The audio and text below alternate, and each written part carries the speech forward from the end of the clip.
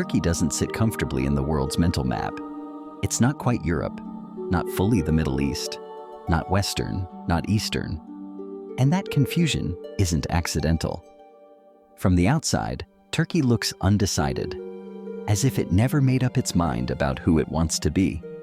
From the inside, that question sounds strange, because this land never belonged to one world in the first place. Istanbul alone tells the story. One city, two continents, mosques, churches, and skyscrapers sharing the same skyline. Ferries crossing from Europe to Asia like it's a daily commute, because it is. Here, borders aren't dramatic moments, they're background noise. Turkey didn't grow up choosing sides, it grew up managing overlap. Empires passed through, armies marched across, trade flowed in every direction, and every time power shifted elsewhere, this land remained, absorbing pressure, adapting, surviving. That history leaves a mark.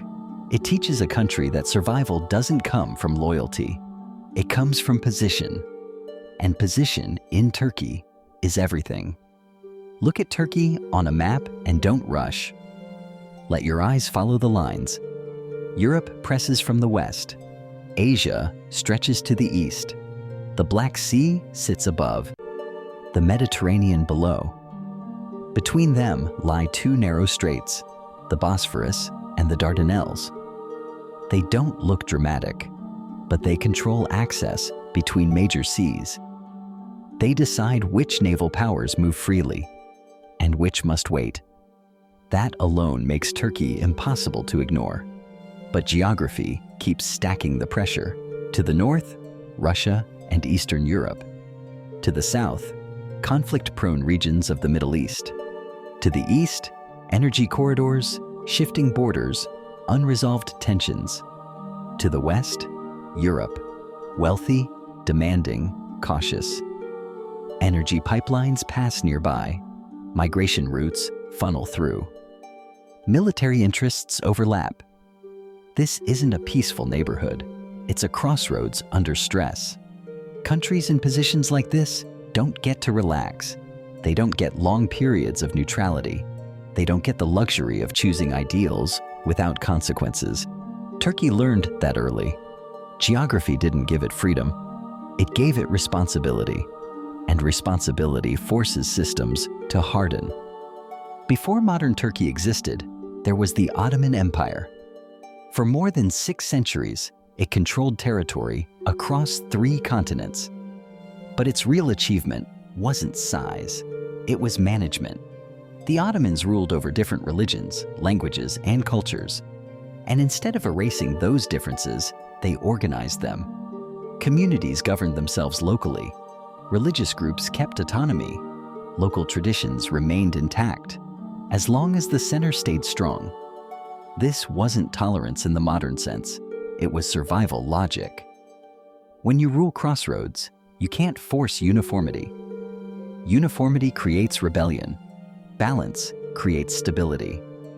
That mindset shaped how power was understood in this region, not as domination, but as coordination.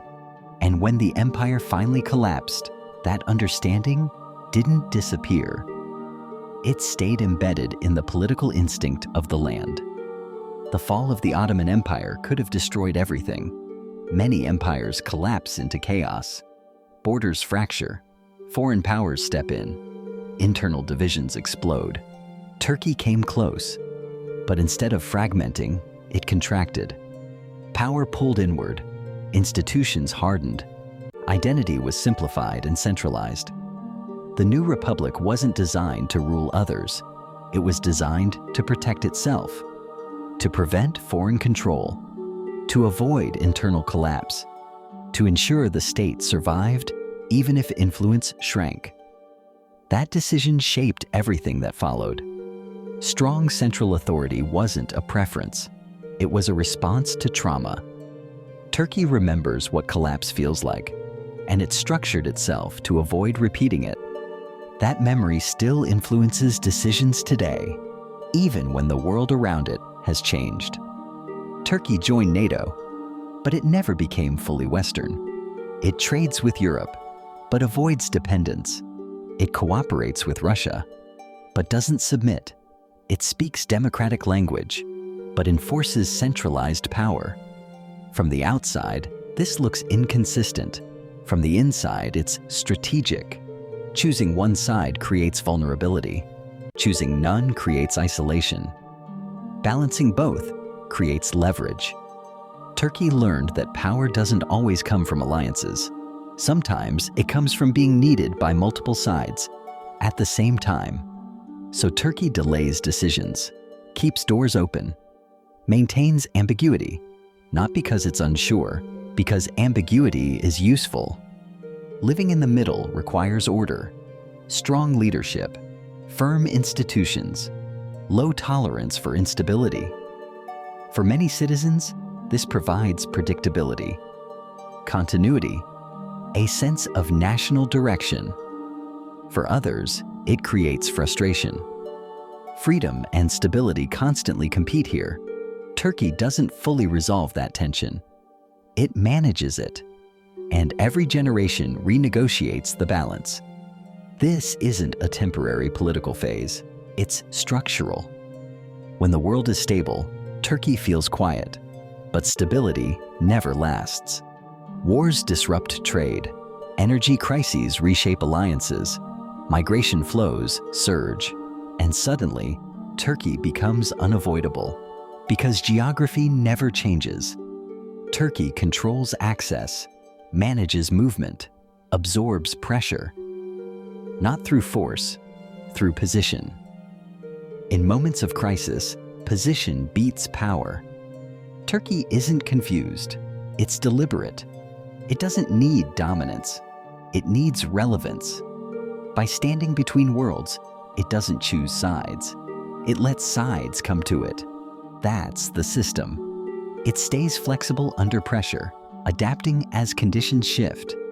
This position protects autonomy and keeps options open when power balances change, without committing fully to any single camp globally. Turkey isn't loud like an empire, it's quiet like a gate. Gates don't chase influence, they wait. They decide who passes. And as global systems grow more unstable, that role matters more than ever. It controls movement simply by holding its place. When routes, alliances, and systems strain, that quiet position becomes decisive. Others rush forward. Turkey remains still, shaping outcomes through access rather than force or noise.